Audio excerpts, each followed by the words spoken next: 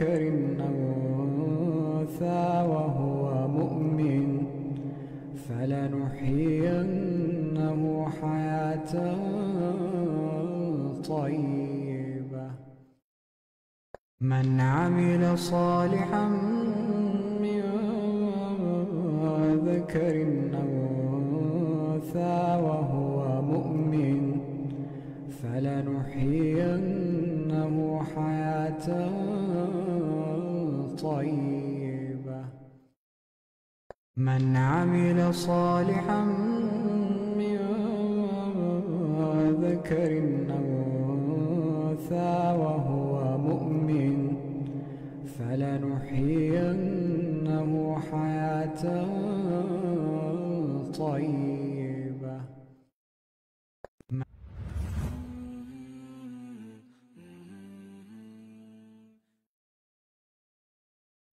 سأقبل يا خالقي من جديد كما أنت مني إلهي تريد وأرجو إذا أنت تقبلني جنان الخلود ومنك المزيد.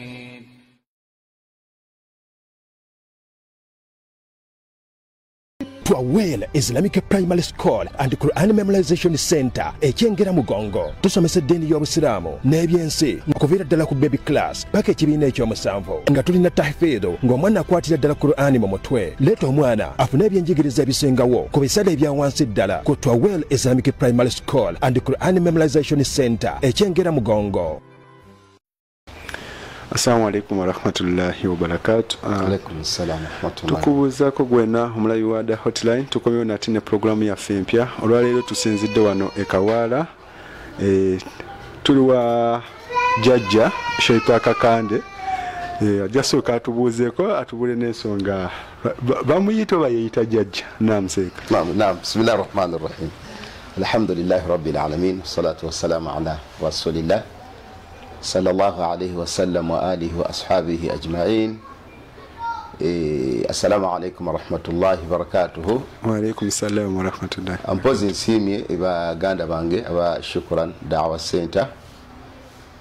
Omukutu ennaku zino gwegulidde erinnya mu kusaasanya emisomo egy'enjawulo gye tukakasiza awamu nti mbutuufu baganda baffe abasiraamu ne bannyinaffe bangi baganyuddwa mujo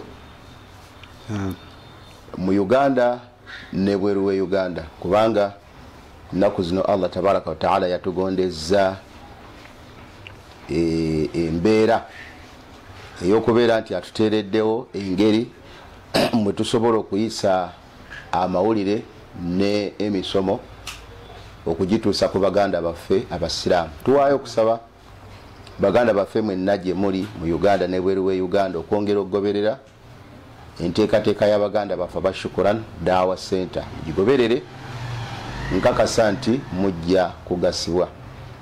Mbebazizza kunkyalirako wane wange Kawaala. Kawaala wano tuwangalira myaka mingi alhamdulillahi rabbil alamin. Bampita Muzeyi Taha Kakande seita bwesisebo Jajja wabula abasiraamu bwe balaba emyaka emingi egimpiseeko ne bakkiriza nti ndi Jajja era abasiraamu bwe batyo bwe bampita Jajja sebo. Barakallahu fikum. Naam. Kajjajja twayagadde tutangazeeko ku topiki yaffe. Tuwangadde tulabajja muhiya n'abamu myaka mito. Naam. Ne tujja ntugamba abamu nabagamba tujja kutambula n'ekibiinja kino tusomesa obusiraamu tukibeeremu naye nga kyeyita Jamiyati Dawa Salafiya. Naam. Naye ng'omutwalira buzi ki kigambo ekyo Jamiyati Dawa Salafiya naye ng'omutamanyi jamuhiya kiki. So twali twagala tutambuzeeko olugendo lwa jamuhiya efoominge bwetya okutuuka leero ng'emanyikiddwa nti kyekitongole ekisomesa abantu mu Uganda wano. Naam. Esebo. Jama'iyatu ad-Da'wa as-Salafiyya kyekimu ku bitongole bye tukakasa nti kimaze mu kisaawe kya da'wa ebbanga ggwanvuko. Emyaka gisoba 30 kasookedde nga kitandikwawo. Entandikwa yakyo basooka kuteekateeka oba kuteekawo nteekateeka yakyo mu ngeri y'ebikolwa n'oluvannyuma erinnya ne lijja. Mbadde nsaba tusooke tutunulira ekigambo jamuiyatu addawati assalafiya, amakulu gaakyo bakadde baffe abakugu mu kutegeera eddiini, istilaahi eyo, ibaara eyo bo bajogerako batya. Ekigambo assalafiya hiya ismun, linnya. Erinnya eryo ismu limanhajin, manhaji kitegeeza system. Ekigambo assalafiya ismun limanhaji, linnya erya system oba enkola. Kakati enkola eyo nga yad'u ila fahami alkitabi wa sunna, ng'eyita abantu okubazza eri okutegeera ekitabo kya Allah Qur'an ne sunna za nabbi Muhammadin sallallahu alaihi wasallam bifahami salafi al-umma, ku ntegeera ey'abakadde baffe abatusooka mu umma y'obusiraamu. Kyekigambo salafiya. Bwe tugamba nti jamuiyatu tuba tutegeeza nti ekibinja eky'abantu abakuŋŋaanira awamu ne babeera nga bakola da'wa. Da'wa eyo nga bagikola nga bayita abantu okubazza eri Qur'an ey'ekitiibwa n'okubazza eri sunna za nabbi Muhammadin sallallahu alaihi wasallam, naye nga babibategeeza nga babayunga ku ntegeera ya salafi al-umma. Salafi al-umma tuba tutegeezaamu nabbi Muhammadin sallallahu alaihi wasallam ne basahaba b'owekitiibwa nabbi Muhammadin ridwanullahi alaihim ajma'in ne batabi'in n'ababaddirira abalongoofu. Kyekigambo assalafiya. Jamuiya addawa assalafiya, amakulu nti ekibinja eky'abantu abeegattira awamu nga walimu ne babeera nga batandika okukola da'wa. Eddawa eyo gye bakola nga bayita abantu okubazza eri Qur'an ne sunna, naye nga tebabibasomesa nga babazza ku ntegeera endala, wabula babibasomesa babibategeeza nga bwe byategeerwa abo bakadde baffe abatusooka mu umma y'obusiraamu. Eyo ye taarifu oba definition y'ekigambo jamuiyatu addawati assalafiya. Ekigambo ekyo kituuka kitya e Uganda? Kubanga mustalihu eyo ku bantu abatali nnyo basomi ba bitabo esobola okubeera engenyi, era abantu bayinza okulowooza nti eyo nayo ddiini eri awo mpya, nga boolaba bwe balowooza nti obutabuliigi nayo ddiini mpya.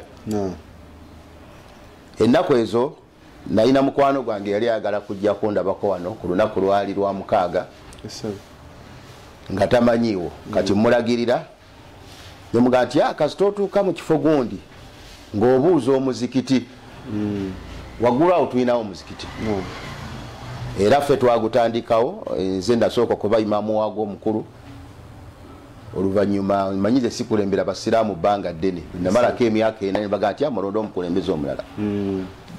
Kati omusiraamu bw'atuuka mu kitundu ekyo waliwo stage ya boda boda, kuliko n'abasiraamu ng'ababuuza nti mbuuza wano omuzikiti, yali tannabagulaba. Kati bali nga bagumanya omuzikiti guli luddawa, kati bamulagirira omulala guli waggulu eri ogwayisa waggulu eri ku malaalo. Kakati ng'abagamba nti guno si muzikiti, ng'abaga nti ogwo gw'abasalafu. Tubadde tulowooza nti otegeezamu omuzikiti gw'abasiraamu, naye ogwo gw'abasalafu.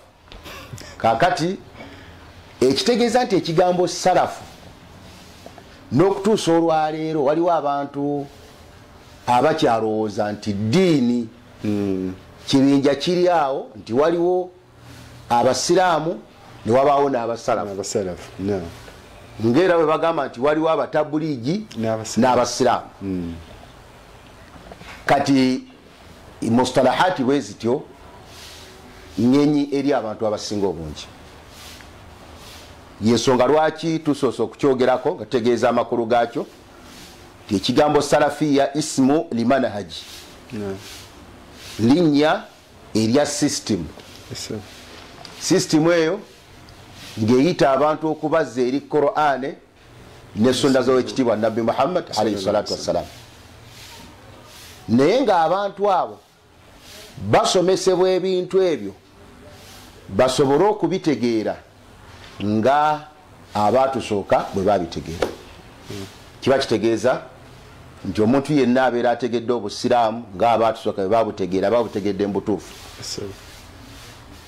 Kati bakadde baffe baulama nga tukyali ku kigambo ekyo balyoke bannyonnyola ekigambo salafiya bagenda okulaba nga obusiraamu bugenze bujjamu ebintu bingi ebitali bituufu.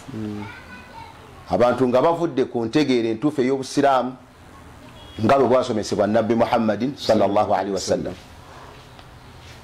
kwe kutufunira mustalihu entuufu, enjogera entuufu ejja okutuyambako okumanya nti obusiraamu tubutegeera nga Nabbi Muhammad alayhi salatu wassalam bwe yabusomesa. Kubanga tulina ebibinja bingi lwaliro ebiriwo, barawafida, bamurji'a, bakhawariji, bani, kyali kitwetagisaayo okufunawo erinnya erikozesebwa ng'abawalimu abakola da'wa entuufu bwe bateekeddwa okukuŋŋaanira babeere nga bakola da'wa entuufu. Ekigambo ekyo bwe kityo tekiri mu Uganda mwokka, kigambo kisaasaamu nnyo. Nawakubadde ng'oyinza okutuukako mu mawanga agamu n'osiŋŋaana nga balina engeri endala gye beeyitamu. Kati ng'e Sudaani gye nasomera waliyo ekibinja babayita ba answaru sunnati al muhammadiya, ba answaru sunnati al muhammadiya bo bwe beeyita nti abataasa ba sunna za Nabbi Muhammad alayhi salatu wassalam. Bamaseeka abamu baalinga basomesa baffe ku university nga bali mu kibinja ekyo. Bwe twagezaako okwogera nabo twesiŋŋaananga nabo okufunayo erinnya bwe lityo obwetaavu bwaliwo. Kubanga amawanga agamu abasufi bangi bana bali ku ntegeera y'obusiraamu eyawukana ku nsomesa ya Nabbi alayhi salatu wassalam. Kati era ne beekolamu ekibinja oluvannyuma lw'okulaba nti abantu bye bakola si ddiini wadde nga bo bagiyita ddiini, balabe butebe basobola okuzza abantu ku Qur'ani ne sunna nga babizimbira ku ntegeera y'abaatusooka abalongoofu. Ne beekolamu ekibinja kinene, bamasheekhe baduati nga bangi kati bali balina omukisa mulungi nti abamu bali munda mu kalitumu, abalala bali beeru wa kalitumu, naye nga bonna omulamwa gwe gumu kuyita abantu kubaza eri Qur'ani na sunna za wakitiibwa Nabbi Muhammad alayhi salatu wassalam. Bwe tukomawo ewaffe e Uganda tuli ku kigambo jamiyatu dawa salafiya.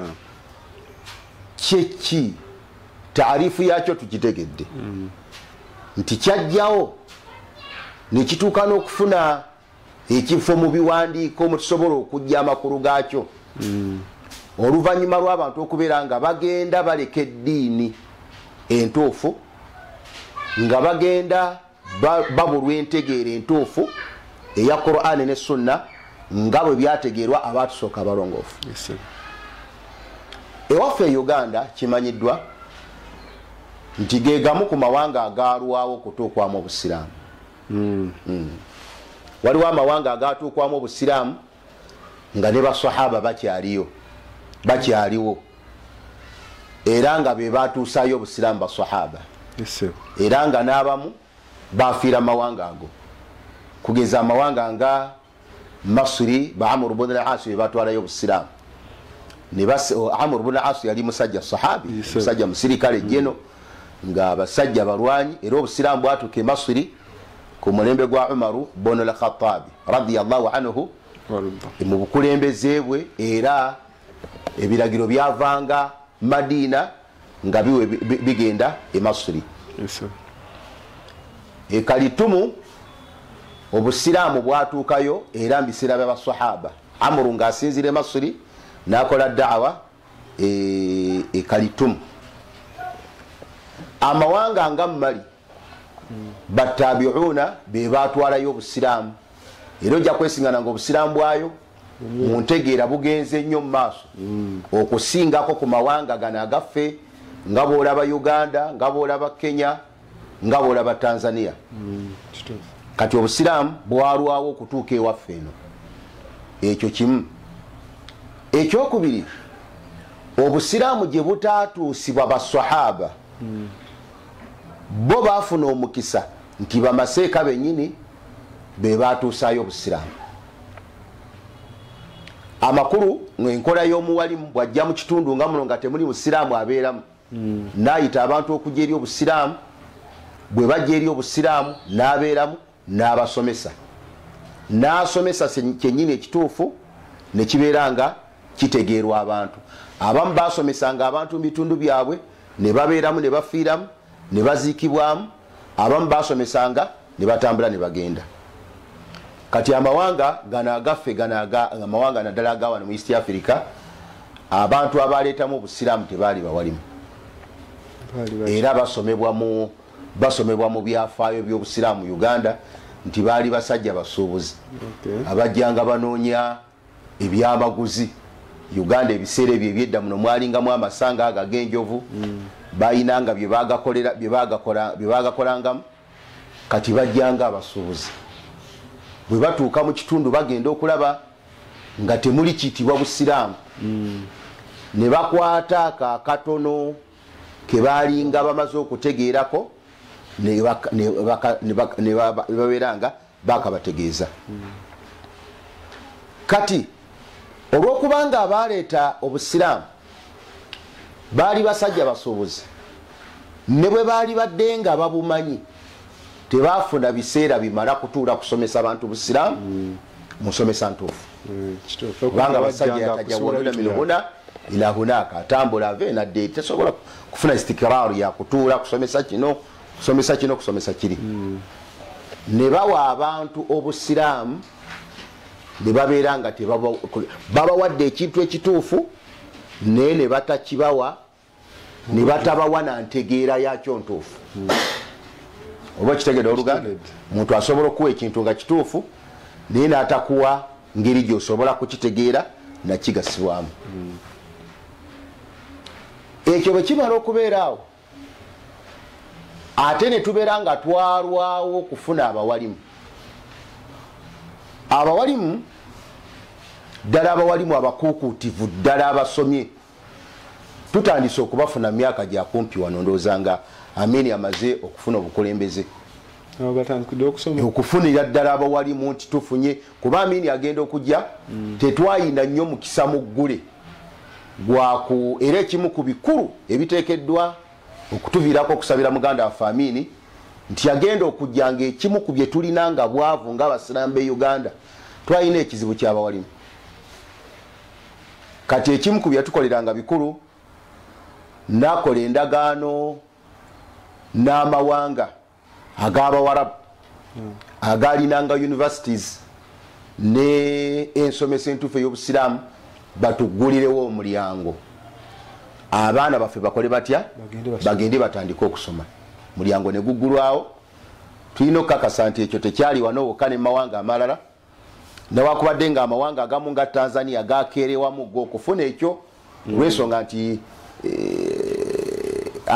kwegamba oyo omusajja oyo yali akulembera Tanzania Nyerere yali musajja musaale e Roma era nga alina n'ekifo ewa paapa nga wamaanyi.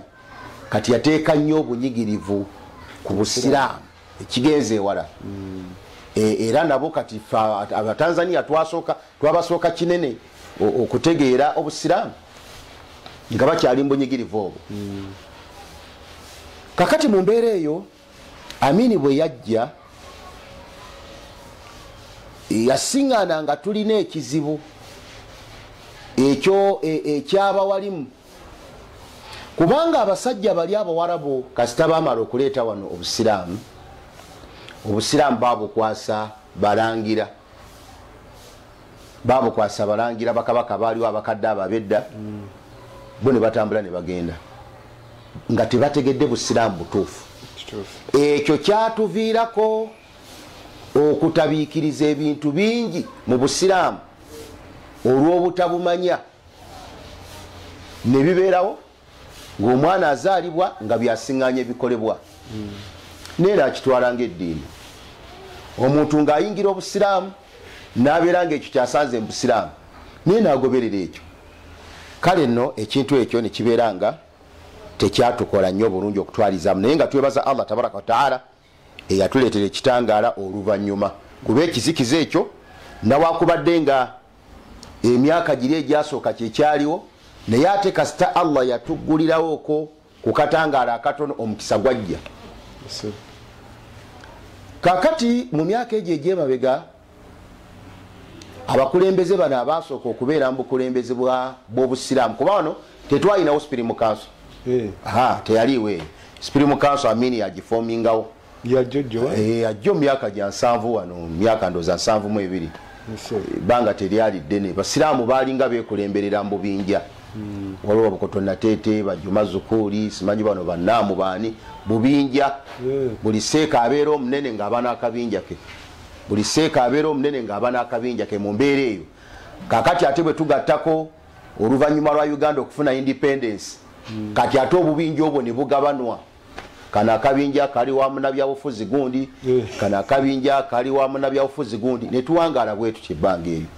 Kakati Amini agenda okujja yasisinkana abasiraamu tuli mu mbeera eyo, tetulina we twegattira ng'abasiraamu, nti kino kyekitebe abasiraamu we beegattira, ekyo tekyaliwo.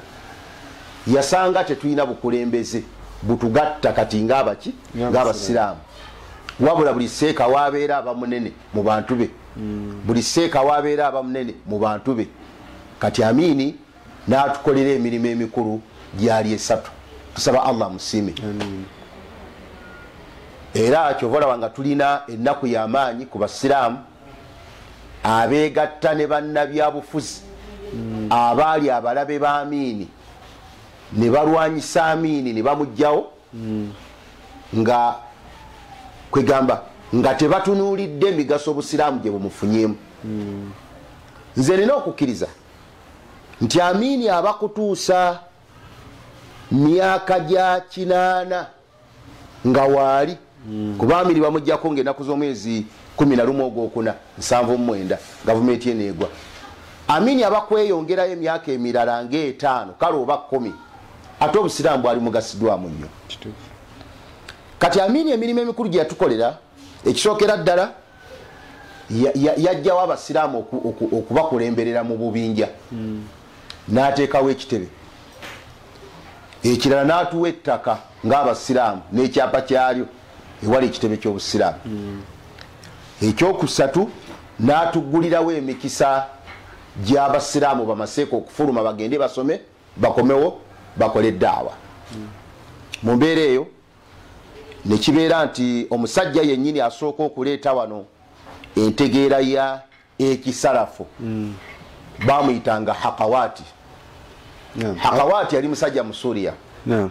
Bun Baz alayhi rahmatullahi ta'ala rahmatan wasi'a ng'akyali mufti wa Saudi Arabia, batunuliranga amawanga g'obusiraamu, amawanga agalimu abasiraamu abatono naye agali emabega mu kutegeera obusiraamu. Bagenda nga basindikayo bamaseeka, bamaseeka abo bagendeyo batandike okusomesa abantu mpola obusiraamu. Kati Uganda twafuna omukisa tibatusindikira Hakawati. Hakawati nkakasa nti bamaseeka abasajja abakulu abagoberera entegeera entuufu ey'obusiraamu bamumanyi. Yatuuka wano ku mulembe ndoza gwali gwamini oba emabegakaawo katono. Katseka bwabanga yajja kitegeeza aveeri nga ye muwarabu piwa nga muwarabu agenda kusomesa bannansi basanze nti bannayuganda ddala nga ayingiddwa wano mu Buganda. Kati bwe yajja baamuteeka mu ssomero ku Biraali. Biraali nga tennabakudde ne Kakiri. Biraali eno yalinga wano mu Binyira. Binyira yewa owali Biraali eno Kakiri baagijja bulungi mu bitundu byabo bayitawo ku Binyira awo. Kati eri bwayise kati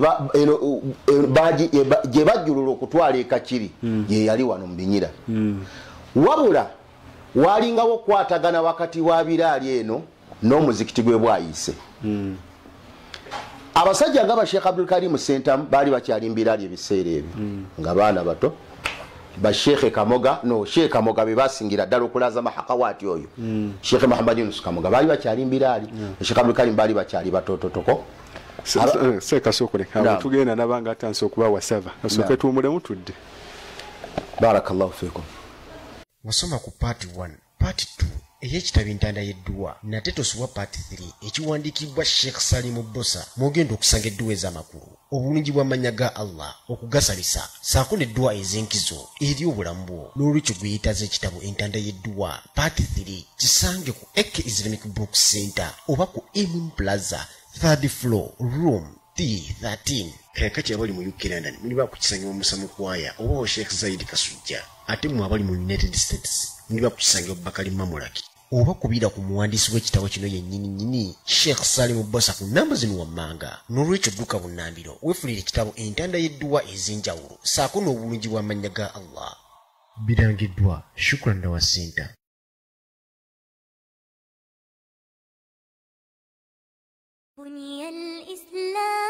Webali kutukubirako yifa aba Salfa Charitable Organization abakolera daawa. Aba Salfa Charitable Organization tukola daawa, tuzimba emizikiti, enzizi, okukusa n'amasomero. Tetukoma okukuka, tukola ne Islamic Counseling. Oli mukyala munange waliwo ebitatambula bulungi mu bufumbo bwo, nsonga za mmaka ki ekigaanyi. Tukola counseling ey'abaami n'abakyala, tubuulirira abaana, tuyamba ku abo abatalina busobozi, tubalirira zaka, tukola counseling ow'enjawulo okukusa n'ensonga endala nnyingi ez'enjawulo. Salfa Charitable Organization tusangibwa ku MM Plaza ekisenge T13 oba tukubire ku 070 82 74 64 ne 0772 82 74 64 yefe aba Salfa Charitable Organization.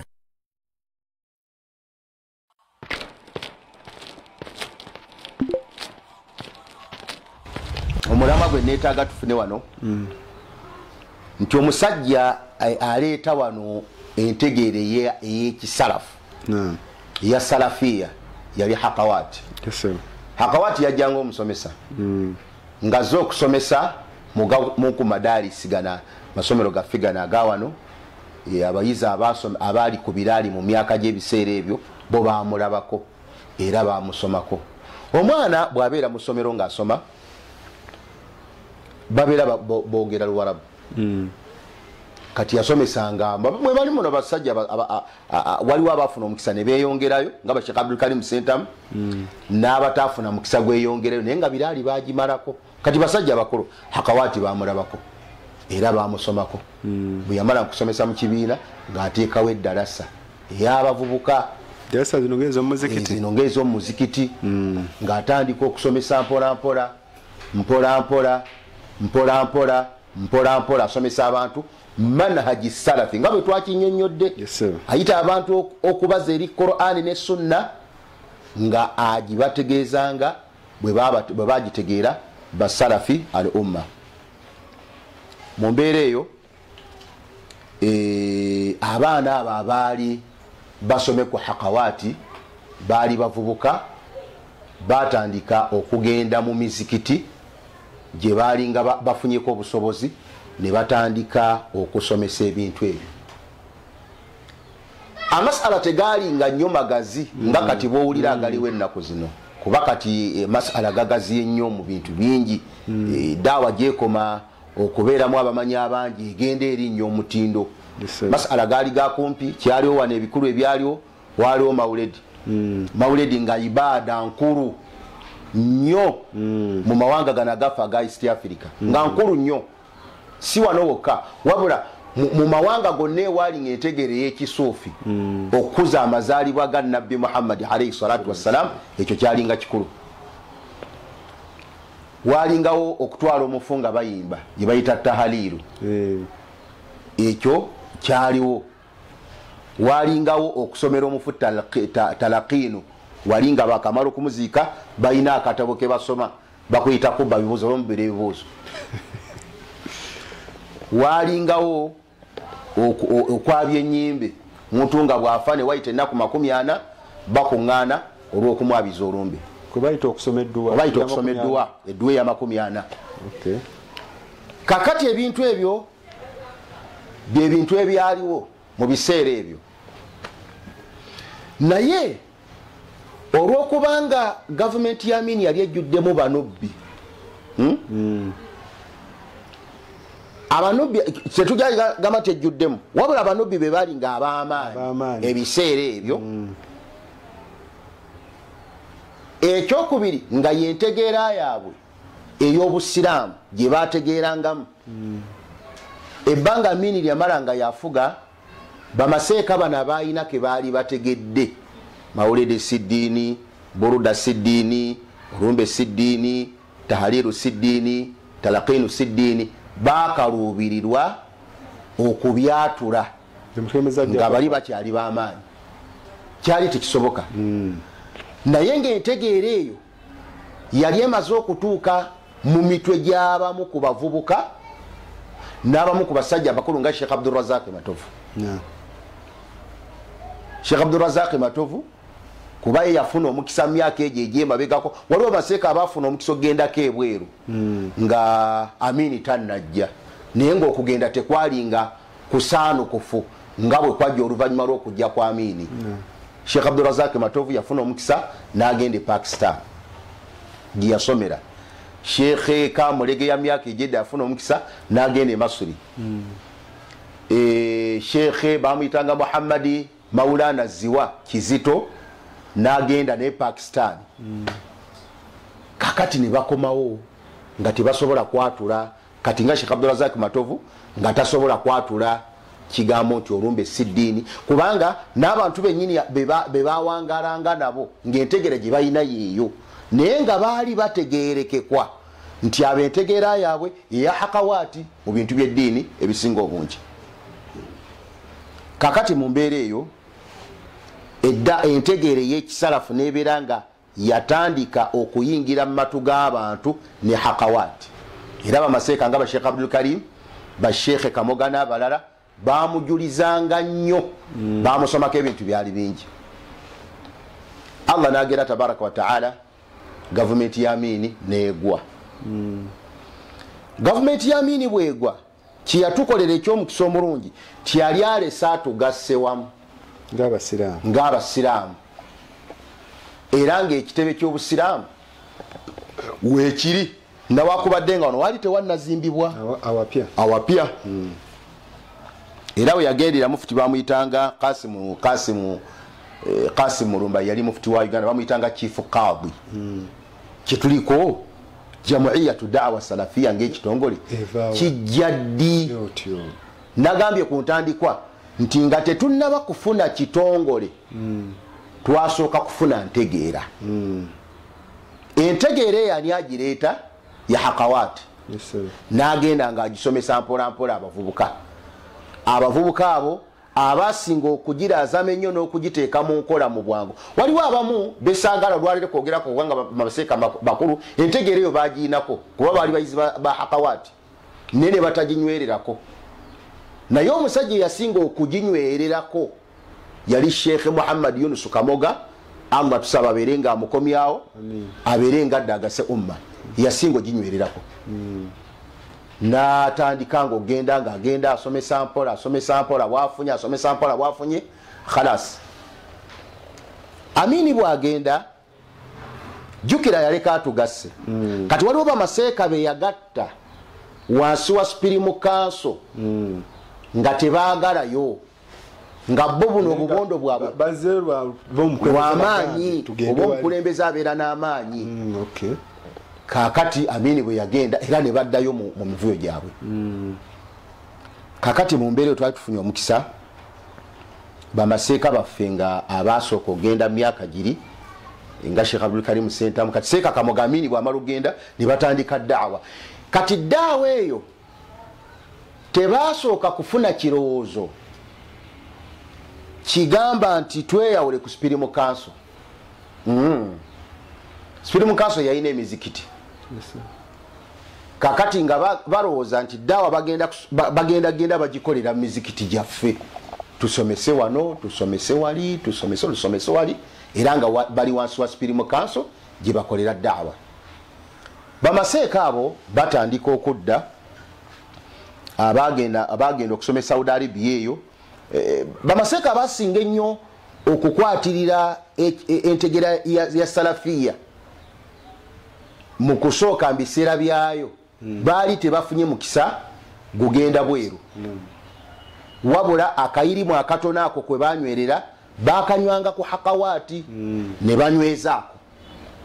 Kubanga bino ebintu by'obusiraamu mutyobere hadithi emu nga ntuufu ekumala okuginywererako kasitoberanga eni erongoose ne banywezaako.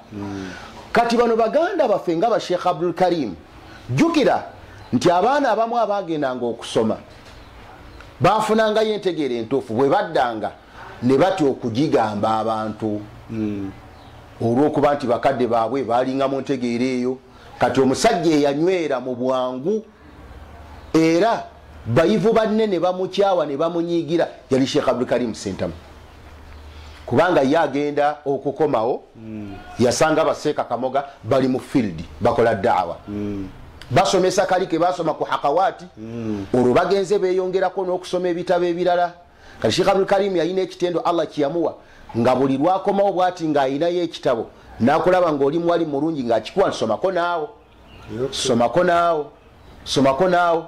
Kakati entegeera eyo neyongera okugenda ng'ebukala mu bantu, neyongera okugenda ng'esaasaana mu bantu, neyongera egenda ng'enywera. Kakati fe abaali abate emyaka egyo tugenda okuwulira waliwo eddiini empya eyazze. Kakati nga bumanyi omuntu alwanira ekintu kye waliwo n'ekigambo kye bateekawo balya n'embizzi enjeru. Ekyo nakyo kyaliwo. Bo bagamba nti omuntu tokkirizibwa kulya mbizzi naye enjeru yogirya. Politics oyo bwatyo twamuwuliranga nga bamwogera abasajja. Kakati ebyali byabufuzi ebyatandikwa mu ngeri y'okukola ki kubanga ebigambo bye basomesanga nga tolina ngeri gy'osobola kubijjawo. Kagwe ekyokulabirako wano kyali tekimanyiddwa ekigambo ekitibwa jiribaabu nti omukyala alina okwambala yenna abuna omubiri. Daawa eno eya Salafu ekimu ku byaleeta n'ekyo kyalimu. Abantu ne beewunya ti Qur'ani gye tubeera nayo ne tubeera nga na kino tetukimanyi. Byonna byatandika mu biseera ebyo. Kakati bamasheekhe bwe bagenda nga bakomawo bana bagenda okusoma. Kakati nga baseekazi wa Kizito bagenda okudda oba bagenda okutandika okusomesa kuba seekazi wa Kizito be batusooka Nakasero yasooka Nakasero najja n'akwatawo yali musajja masha Allah nga bwakwata omuzindaalo bwati agulwako ebbanga ddene ate nga musajja wamwanguka. Kale nno olw'okubanga abantu baali basomesa ebintu ebipya ekintu kyonna ekipya kisika nnyo abantu okumanya kyekyo. Nakasero awo nga wabeera bwewati tulaba Nakasero eyo okubeera kati bwetyo nga bweri. Allahu akbar walillahi alhamdu. Yebanga yidi la ilaha illallah. Nakasero nga wabeera bwewati. Kakati okunakasero okujjula ogambye nti abantu balese kyemuyita eddiini empya. Kati olwo nga gyo central government ebatunulidde etya mwabakuŋŋaanya abantu abangi bwe mutyo. Mune teyasooka kifaako. Kubanga Museveni we yajjira mu buyinza embeera eno yonna gy'olaba ey'okunyigaanyiga obusiraamu n'okukola ki ebyo teyasooka kubitunuulira. Bino bitandise jjuuzi wano kasiteniya z'abantu zaafa abaali mu ddaawa eno Salafiya ndooza ne batandika okumuwa obukodyo engeri gyasobola okukola ki awo tujja kutuukawo inshallah taala maaso katonda. Kakati entegeera emaze okunywera mu mitwe gy'abantu, amawulire batandise okugawulira, kino si ddiini, kino si ddiini, kino si ddiini, kino si ddiini. Kakati batandika okusomesa ebirala ng'ogyeko kiri. Abantu baaliwo ng'abantu obwenzi si kizibu, batandika okusomesa ezo ebyonone binene musiraamu tayenda, banyonyodde okwenda kyeki. Wano waalingawo abantu nga bawagira nnyo emipiira egyo. Kakati mu biseera ebyo KCC waliwo ttiimu bagiyitanga Nsambya, eyo nga yamaanyi nnyo, era Seekazi wa Kizito yalinga ttiimu ye nnyo, ng'asobola okujjawo okusomesa ng'ayambadde t-shirt eriko Nsambya football club, n'agamba nti olumala okusomesa ngenda kulaba mupiira. Abantu baalinga mu kisaawe Nakivuba awo nga asiri we bagisaalira, eri bateebe nakola ki ebyaliwo. Bamaseeka byonna ne batandika ogenda nga babisomesaako. Kati ebintu ebyo byasika, abantu baali tebamanyi nti sigala haramu. Abantu nga banywa sigala, n'abamu bamaseeka nga bamunywa, byonna ne batandika obisomesaako. Kati embeera eyo yatandika okusika abantu, okusingira ddala abavubuka. Yensonga lwaki ojja kukiraba nti olw'okuba nti abasinga ennyo okwaniriza eddaawo ebiseera baali bavubuka, nakati bakyatuyita bavubuka. Neseeka Kamuga bamuyita muvubuka, nakati bakyamuyita muvubuka. Neseeka Yahaya kati bamuyita muvubuka. Mu mbeera eyo ekyo kyatandikira eyo. Kakati eddaawa bwegenda ng'esaasaana, bamaseeka bagenze bakomawo. Sheikh Abdul Karim Sentamu waali, Sheikh Idris Yusuf Lwazo omugenzi waali, abo twogera ku bantu abaali bafulumye. Abamu bafulumanga bwe baddanga nga batya okutwegattako, kubanga ebiseera ebyo eddaawa yali ya mifumbi, nga ebavubuka masha Allah nga bamaanyi, bamaseeka bennyini nga bamaanyi. Kakati ate bw'oteekako oluusi n'enkwata y'ebintu ey'ekivubuka nayo nga masha Allah nga si amaanyi. Kakati Seekazi wa Kizito oyo najja afunamu obuzibuzi bwe saagala gendamu nnyo, nga yali enakasera ffe tetwasooka kujjawo, bamaseeka Kamoga tebasooka kujjawo. Seekazi wa Kizito nga yaliwaawo yabeerawo, ne bano ba Zubairi Bakari ndowooza temwamulabako mmwe. Yali ayimiridde amagulu abiri, yimiridde eno mu Busiraamu, ayimiridde ne ku saidi ya gavumenti era oluvannyuma bamala tuva mubwamu obwana DC nga bafominzeewo district ye Kalangala ne bamuteeka eyo. Waliwo Sheikh ono w'Ebuziga Idrisi Lutaya, baali basajja bamaanyi nakasera awo, saballah basaasire, n'abalala bakadde bafa baaliwo, basajja bakulu emyaka egyo. Kakati kyaddirira Seekazi wa Kizito bw'afuna ebizibuzibu byengambe sijja kubyogerako, ne batulagira, twali bwana butofu ebiseera ebyo, okujja okumugobawo Nakasero.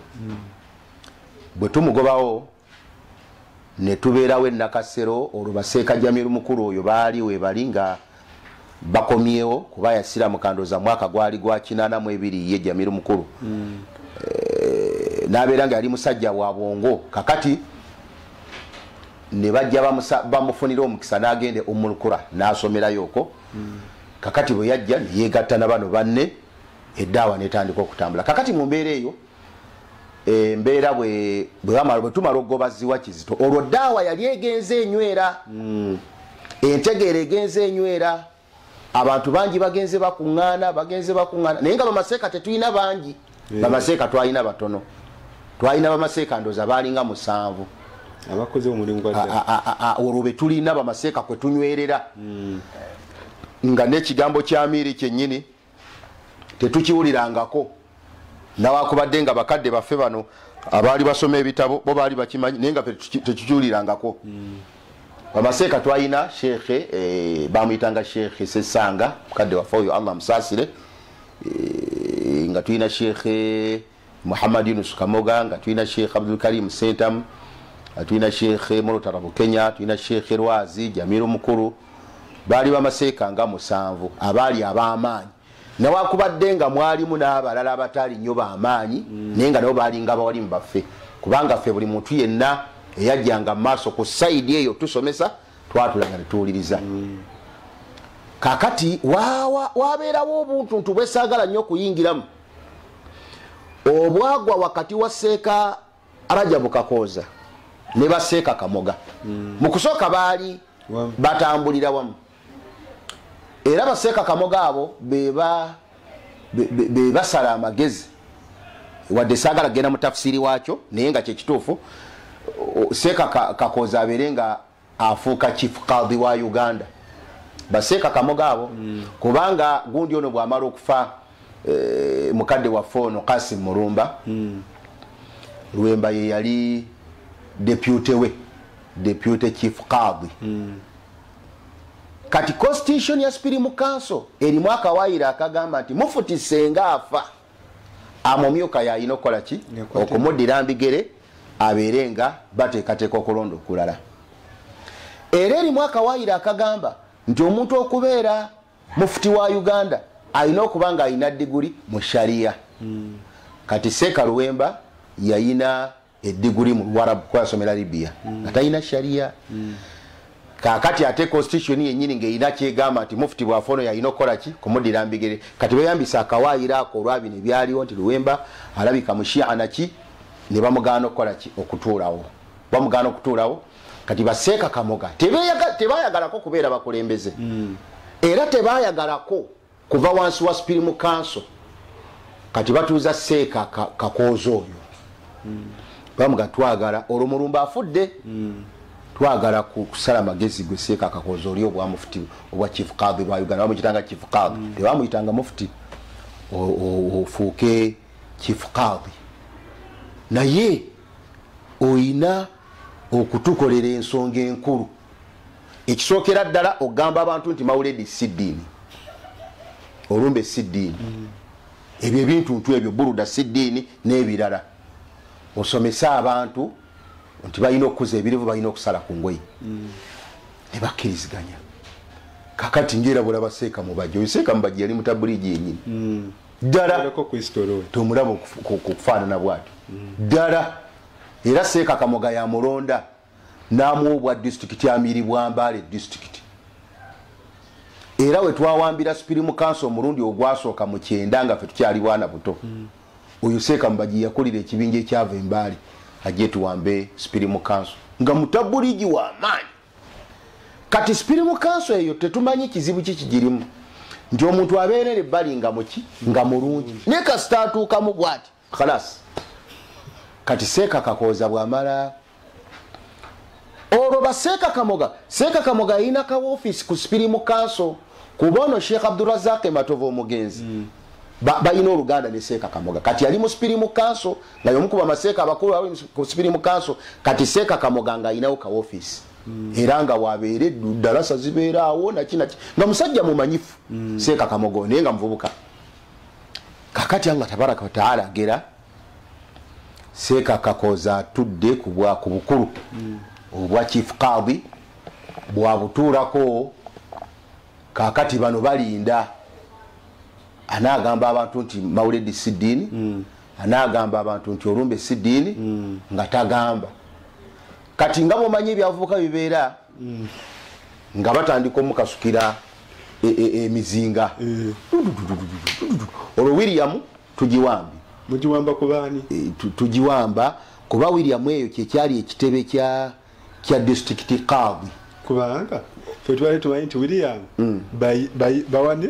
bayindi baani bebagiwayo kati William eyo yali wansi wa Supreme Council era nga chief qadi wa Kampala Council yazimba waawo nedda si yazimba kakati ebizimbe byonna Amini byeyajjamu abayindi ebyafo bya William bimanyiddwa ebizimbe byonna Amini ebintu byonna Amini byeyajja ku bayindi yabyawulamu n'abaako byawa abantu ng'abantu Sekinoomu n'abaako byakwata n'abiwa obusiraamu kati eyo William kyekimu ku bizimbe ebyatuweebwa ng'obusiraamu ng'Amini yakiwaayo era omuyindi nannyini kyo yasasulwa kakati Government ya Amin yasasula abantu bonna.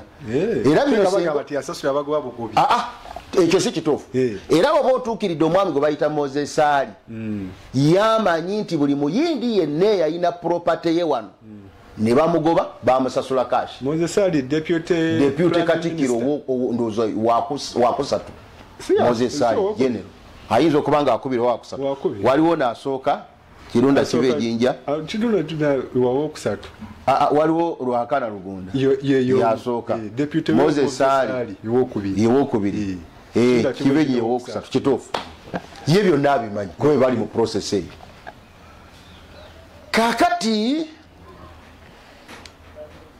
William twali twagiwamba Seeka bamuyitanga Abdulkadir Mbogo bwe yali abeera awo ng'asula wansi eyo ng'ogwe muzikiti gwe nga chief kadhi wa Kampala yalwanya omukulembeze w'obusiraamu oyo musajja.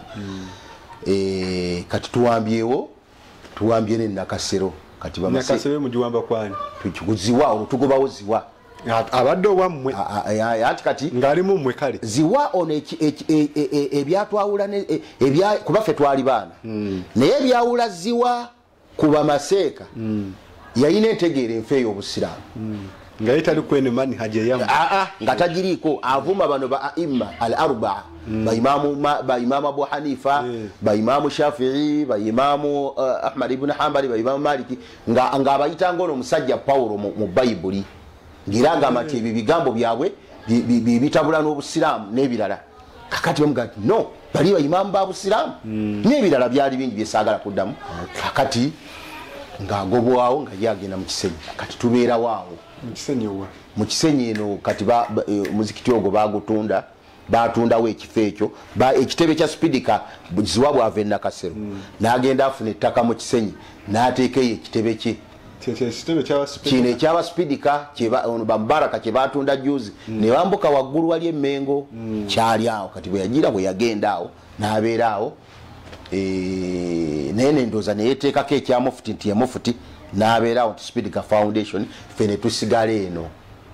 Bwe tusigala e Nakasero tetunafuna amiiri tetunafuna amiiri wabula nga bamaseeka baffe bakya kukutira wansi wa Spiri mu kanso tebayagalako kugyeyawulako bagiveeko wabula bayagala bakole eddaawa nga bali wansi wa Spiri mu kanso.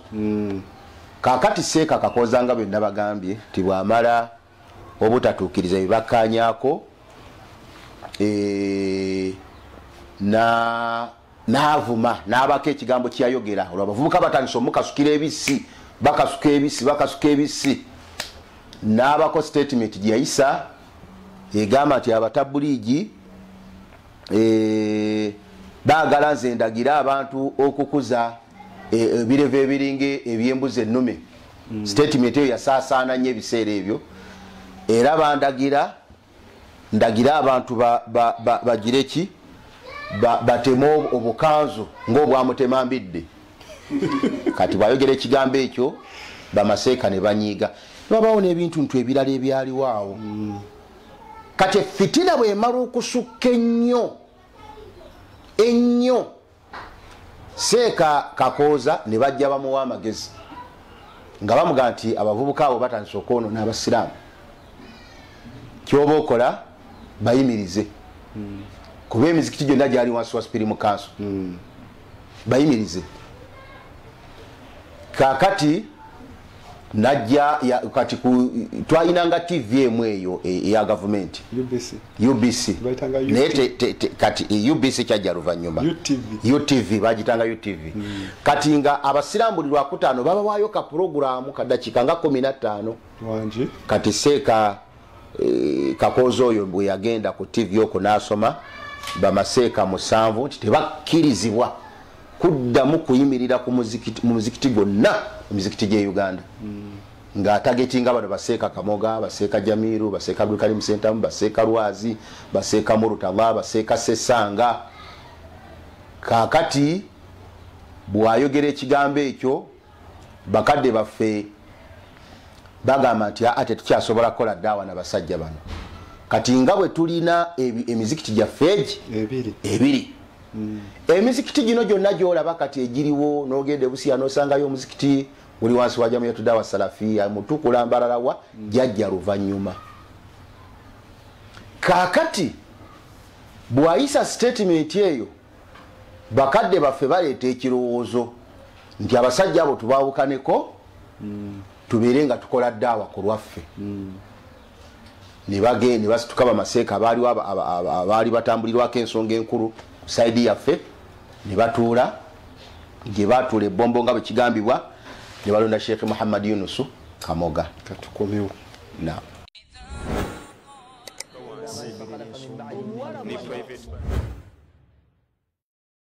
Twawel Islamic Primary School and Quran Memorization Center ekyengera mugongo. Tubategeeza abazadde baffe abalungi ebisale byaffe bya wansi ddala so ng'omwana asomesebwa bulungi era n'afuuka ow'omugaso y'omaaso. Tusomesa eddiini y'obusiraamu n'ebyensi okuviira ddala ku baby class paka ekibiina ekyomusanvu nga tulina tahfiidhu ng'omwana akwatira ddala Qur'ani mu mutwe. Leeta omwana afune ebyenjigiriza ebisingawo ku bisale ebya wansi ddala ku Twawel Islamic Primary School and Quran Memorization Center ekyengera mugongo.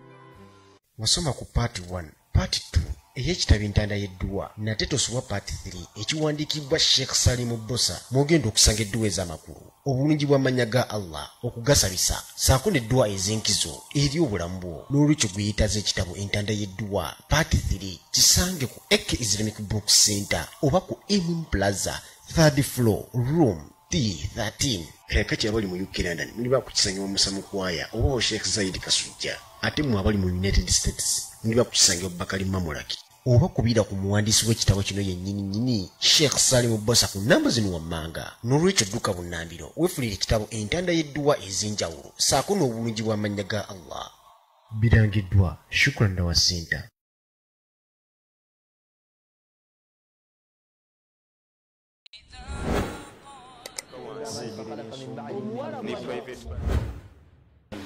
Tukulesa mukumulamuko jajja akyatuwa ebyafaayo bya Jamiya etandika etya kuba bikyali bisufu nnyo era kankusaba mukadde waffe tugende mu maaso. Na kakati nga bwe tukyogeddeko nti Sheikh mukadde waffe Rajabu Kakoza Hussein Rajabu Kakoza ye chief qadhi wa Uganda oba mufuti wa Uganda ayimiriza bamaseeka musanvu abaali ab'amaanyi ku saidi eno ey'abavubuka batuyitanga batabuligi ebiseera ebyo.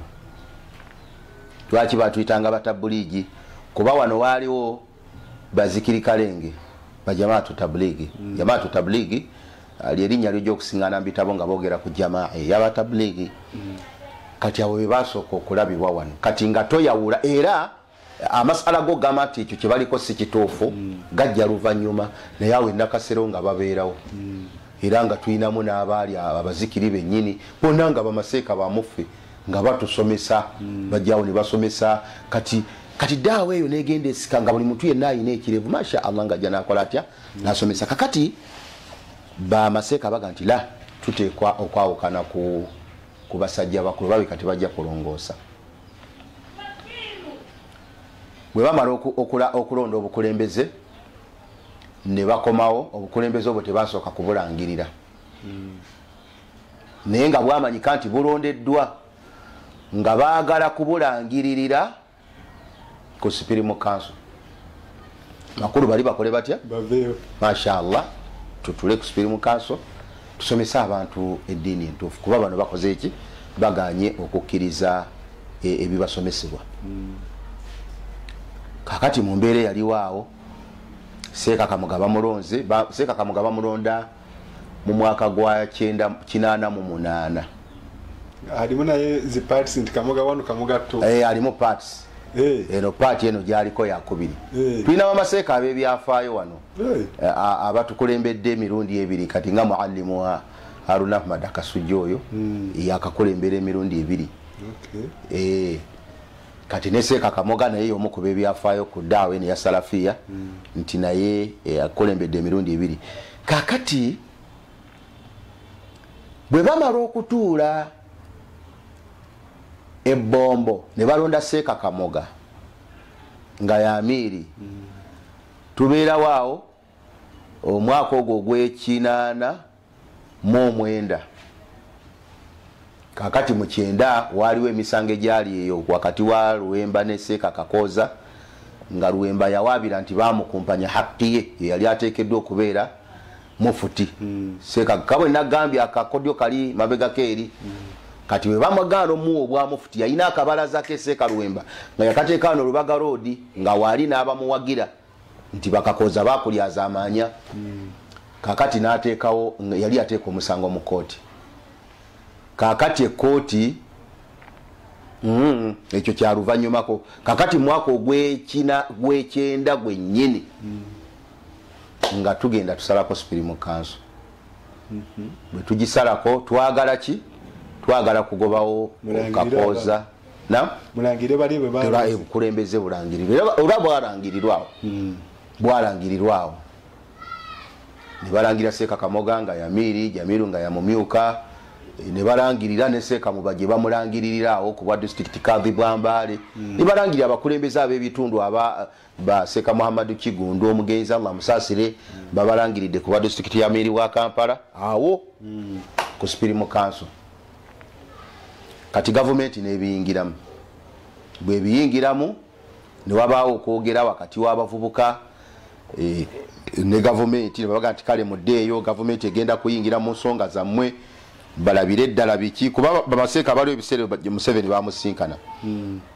nga talina nnyo khibura talina experience yonna yako kati eno gyali nene ey'okugiragira bweti abasiraamu teyagina kakati bwe bamusisinkana n'abagamba nti kakati kyemuba mukola muveewo muddeeyo wamwe gye mwavudde Nakasero ensonga zammwe zigenda kutunulirwa kakati ne batuma minisita bamuyitanga David Kibirango mu abasajja bakulu baddaabo simanyi oba akyaliyo namulabako kuba ffe twaliwo obutedde ku Supreme Council David Kibirango yali minisita w'ensonga imma minisita w'obutebenkevu oba minisita w'ensonga ez'omunda ebitongole bwe bityo najja n'atuga nti bannange gavu mukulu president antumye mbeere nga mbatuusaako amawulire nti ensonga zammwe zituuse era ensonga zammwe agenda kuziyingiramu muddeeyo ewammwe Nakasero waaliwo okusika omugwa kwali kw'amaanyi nga waliwo abantu abaali bataagala kuvaawo kati nga Seeka Kakeeto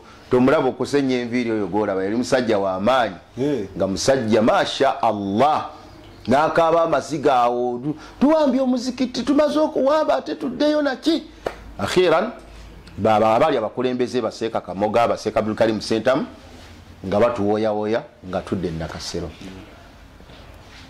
kakati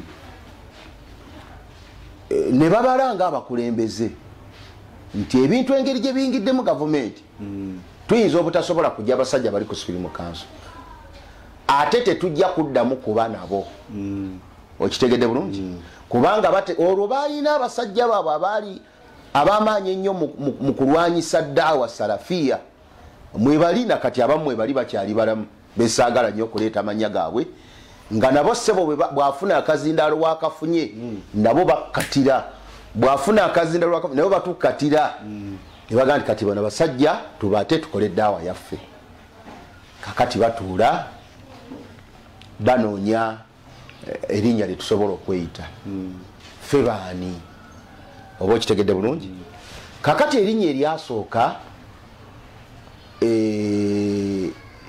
Daaru Taalimi al-Islami Daaru at-Taalimi al-Islami nga bakwata erinnya eryo nga bagenda baliwandiisa mu gavumenti ng'ekitongole mwe tukolera ddaawa Daaru kitegeeza ennyumba Taalimu kitegeeza okweyigiriza al-Islami kitegeeza obusiraamu era Nakasero bwe tumala okufuna erinnya eryo twayitangawo mpuku yaffe tubeerawo nga tusoma ebintu byali bingi kati bakadde baffe bano bayina enniya ennungi buli lwe baawulizanga omuntu yenna avudde ebweru nga amaze okusoma bamuyitanga najja n'akola atya n'abeegattako kati mu mbeera eyo mwe mugira Sheikh Abdul Hakim Sekimpi rahimahullahu taala rahmatan wasia ne babaseeka abalala ne babasikiriza ne bajja ne batwegattako daawa neyongera okukola ki okuggumira kati ekigambo kino asalafiya kyali kisaasaanye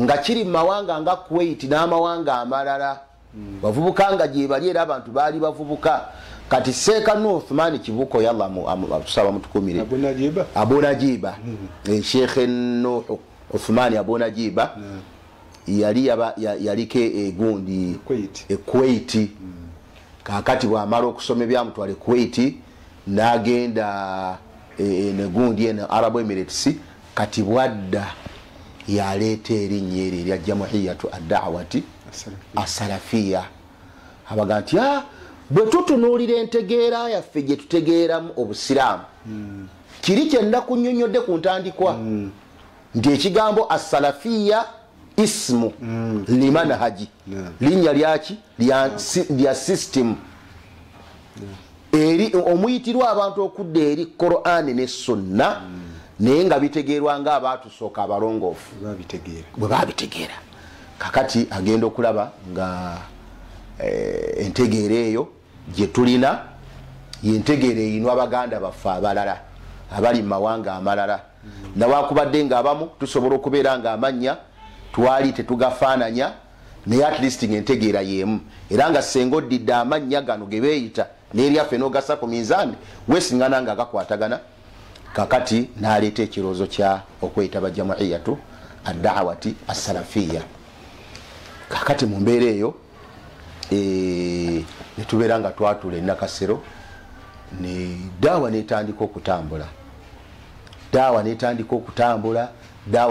okutambula kakati mu kutambula kwa daawa wabaawo kye bayita ekirwanira mizikiti kuba ffe tetwalina mizikiti temwazimba jammwe nga tetunnazimba tetulina mizikiti emizikiti giino abakadde baffe abasipiri mu kanso okitegedde kakati basomesezaawo waliwo masala agasomesebwa omuntu ayabye ennyimbe abeera bwati omuntu asoma mawuledi abeera bwati tabasaza naki kakati abavubuka bano abatonotono abaalinga mizikiti egyo abajjangako e Nakasero batandikanga okwagala okusikayo imaamu ono alemedde kusalako ebirevu alemedde kukweyesa engoye tojja tusaaza ekyaddirira bikonde wabula nti omukisa omulungi gwe twalina ebiseera ebyo nga mukubagana emiggo ne munnyuka mwekanga poliisi teze nga teri poliisi tesobola kujja ekisookera ddala balabika baga nti ebyo byabwe bebamanyi bebamanyi byo byabwe ebyo era nga tewali nagenda kuwaba ku poliisi nga buli muntu atambula ng'agenda bwe bakkuba naye twalwanirako omuzikiti awo ku Kalweru awo bw'oba ogenda mu Kibe zone waliwo omuzikiti gwambawo nga guli awo lwali lwakutaano waliwo bwe bataagala asaaze ne tukubagana emiggo okuva kubone gwe twali tutaagala asaaze yali alinnya emimbali ng'ate ffe tulina gwe twagala asaaze ono amusooseewo ne tukubagana ejjuma netuyitako nga tulwana era buli omu yavaawo ng'atambula kudda wuwe naye ng'abantu bali wali batutunulira bwe bati ne poliisi naye eringiza bwete buli muntu ng'akwata kati ekyo kakati eyo embeera eyaliwo biseera ebyo kavuyo kaali mu mbeera eyo ebintu byaffe twabikolanga bwe tutyo naye ate nga bitambula nga tebiringanga kati bw'obiraba mu mbeera eyo tubaddewo Sheikh Kamugayamiri waffe emizikiti girwanirwa nga si wano wokka kuba ddaawo eno yatambula ku spiidi ya kizungirizi okuva mwaka ogw'ekinaana nga Sheikh Kamuga alondeddwa okutuuka mu 91 we yaddukira n'agenda e Nairobi eddaawa yali emaze okutuuka booda ku booda nga bali mu bina batono ate nga baavu tebalina ssente nga bavubuka bato naye nga balina speedi mu kutambula tugende egindi tugende era nga Amiri tabeerawo Nakaseraawo nti Amiri wuli ojja genda mu ofiisi omusangewo ng'olwawo Sheikh Kamuga ng'olwawo musangawo nti ali awo Amiri atuddeawo mu ofiisi la tugende egindi kati ebiseera ebyo kati nga temera nakweraliikira nti twawamba Amiri tuvudde otambudde tugenze egindi naye tewali bagenda kujja nga tewali asobola nakujjawo obukambwe bwali bw'amaanyi nga tewali nga ani asobola okujjawo awo nga tewali era emizikiti gyonna gye twakwata nga tugirina bulungi era biro byonna byolaba kati olwaliro ebiri mu umma tebyaliwo. Ekisookera ddala bamaseeka tulina okukkiriza nti balina ikhilaasi. Yensonga lwaki okufaayo kwabwe nakati obufu bukyaliwo obwakyo. Bamustamiina bennyini balina ikhilaasi. Bino olwaliro ebiriwo nti simanyi sente tebyaliwo. Ye ng'omuntu oyinza n'okufaayo okubuuza nti ate wano wavaawo sente mmeka? Ebyo bizze luvannyuma keeno ng'ebintu bigenze bigira enteekateeka egenda ejjamu abantu abapya ebyo kwe kujja. Neffe twatuulanga nga oba seekazze kusomesa tutuula kusoma busiraamu. Ne buggwa n'otambula n'ogenda ewamu. Daawa eto bwe yali daawa neekwata akati ennakasero. Ennakasero awo kati eddalasa etudde. Essaawa zino we twogerera eddaluso etudde. Nga tebakola. Abantu bakolanga omuntu ng'ayinza ogenda ku mulimo n'amalayo essaawa 2 nadda. Adde mu ddalasa. Basomesa Qur'ani. Bali basome. Abantu bali bubi. Era nze bwe mpulira omuntu agamba nti daawa eno teyina kyegasizza busiraamu bwe Uganda neewunya. Abantu bali bubi. Omusajja omukulu nganze nga tamanyi kusoma Qur'ani, tamanyi kusaala. Abasajja Sheikh gwe bayita Salmani Farisi yalinga waswala. Buli budde ng'omusanga we Nakasero alina gurupu y'abantu 40 basoma swala. Waliwo bamaseeka basomesanga ya Sarna. Walingo amashekhe aba Qur'ani ng'omugenzi Sheikh Muhammad Kabengi nga bo babeerawo. Kati omuntu nga kisinzira ku kibiina kye kiriyo ddi ayagala okusoma swala bwe kibeera nga Sheikh agenda kusomesa ssaawa 4 alina okuba nga atuuse mu kilasi. Owaya Sarna Sheikh bwagamba nti nze nkeera mu ssaawa 2 alina okuba nga atuuse mu kilasi. Kati ng'otuuka Nakasero nga wali bize tewagwa abantu. Ku lunaku olwokutaano sokoleke ekyo kyekiva okuziyita haramu ebiri e Uganda. Nga bamaseeka twayinanga bamaseeka Allah saasira abasajja abo wallahi nga tebawummula. Yini daruso egindi emizikiti olwokuba tegyali mingi mu Kampala.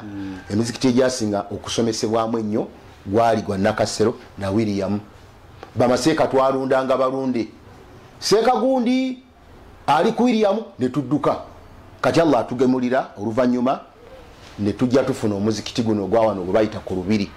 Kati baseeka kamoga abo bayina akakwate ku eyali imaamu wago bamuyitanga Mudoome. Bwe badda temwabamanya mmwe. Eri musajja mukulu nga ayambala enkofiira mpanvu bweti nawe ne tufunawo akakisa n'atuwayo eddarusu. Kakati bwe bagamba nga Seeka Abdul Karim agenda kubeera ekatwe emisinde. Bulewuna abajali. Tugenda kusoma. Seeka gundi agenda gindi ne tudduka nga tebiringanga kati. N'olwekyo nti we tugenda okoma olwaleero nti oluvannyuma nga twawukanye ku Supreme Council ne tugaa nti kakati tandika okukola daawa. Omulamwa kwali kusomesa abantu busiraamu gwe gwali omulamwa.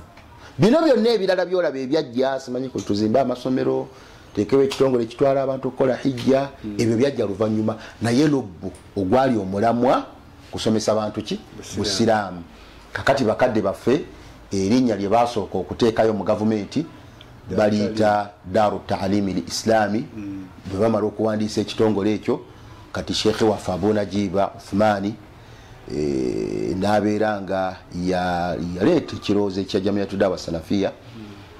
Kakati Daru Taalimi Islami ne bagamba nti libeerewo nga linnya lyaffe lyetwawandiisa naye erinnya erina okubeera nga lyatiikirira abantu lya Jamiyatu Dawa Salafia. Kati lya Jamiyatu Dawa Salafia tebaliwandiisa. Kakati Jamiyatu Dawa Salafia tujja kukyogerako insha Allahu taala maaso.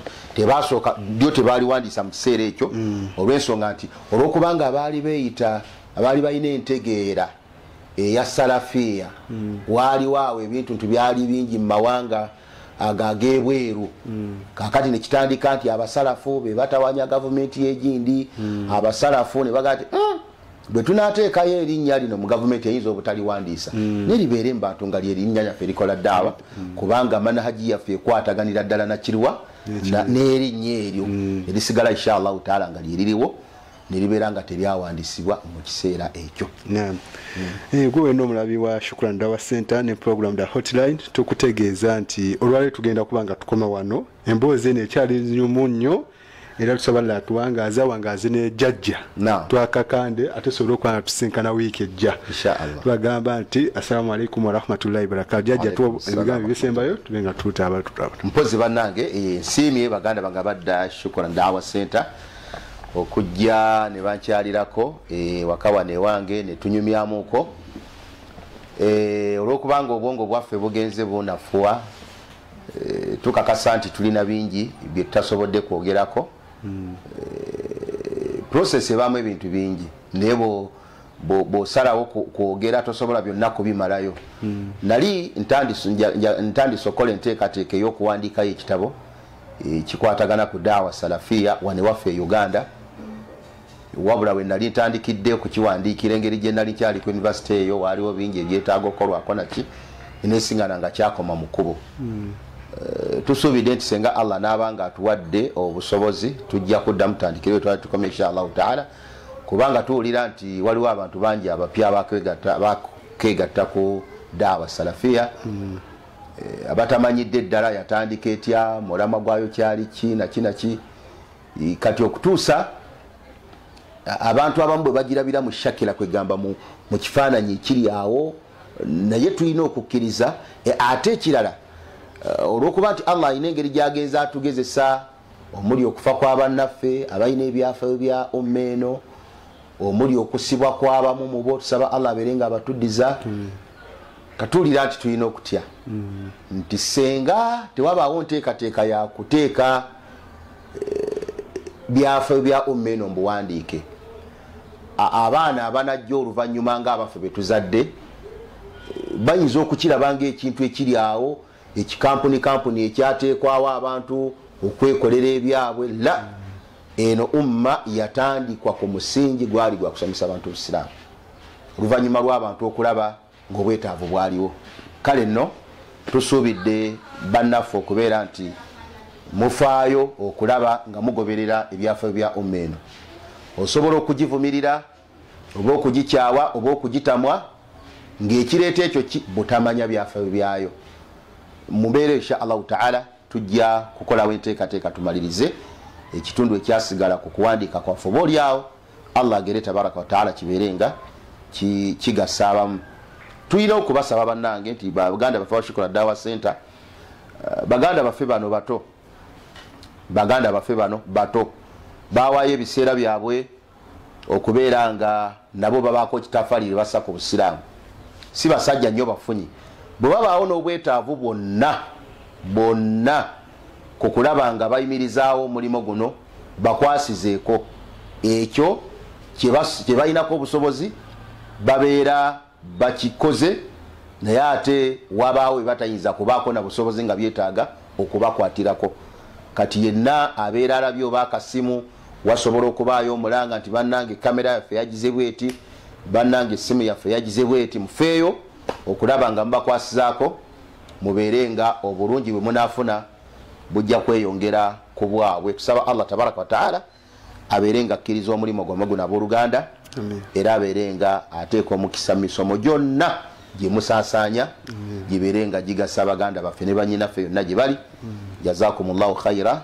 subhanaka allahumma bihamdika ashhadu an la ilaha illa anta astaghfiruka wa atubu ilaika assalamu alaikum warahmatullahi wabarakatuh. Wa alaikum assalam warahmatullahi wabarakatuh. Tukwongera okujjukiza omulabi wa Shukran Dawa Center nti okunoonya Shukran Dawa Center ogenda ku Facebook awali search no searchinga no likinga no followinga ku YouTube ogenda no searchinga Shukran Dawa Center no subscribinga naffe no nyigali kado ja kubanga osobola okulaba byetukola tozi okwongera ku nsonga ya mukadde waffe gyategeezeeyo okuwandika ekitabo si kintu kyangu so mwenna balina obusobozi obuyambako ekitabo ekyo kubanga kifuluma kuba twetaaga okumanya byafaayo bya ddaawa bya ummeeno bwe bitambudde so musobola okumutuukirira nimuyambako ekitabo ekyo kiba nga kifuluma. Assalamu alaikum warahmatullahi wabarakatuh. Alaikum assalam warahmatullahi wabarakatuh. ويجعلون لله ما يكرهون وتصف ألسنتهم الكذب أن لهم الحسنى لا جرم أن لهم النار وأنهم مفرطون. من عمل صالحا من ذكر أو أنثى وهو مؤمن فلنحيينه حياة طيبة. من عمل صالحا من ذكر أو أنثى وهو مؤمن فلنحيينه حياة طيبة. من عمل صالحا من ذكر أو أنثى وهو مؤمن فلنحيينه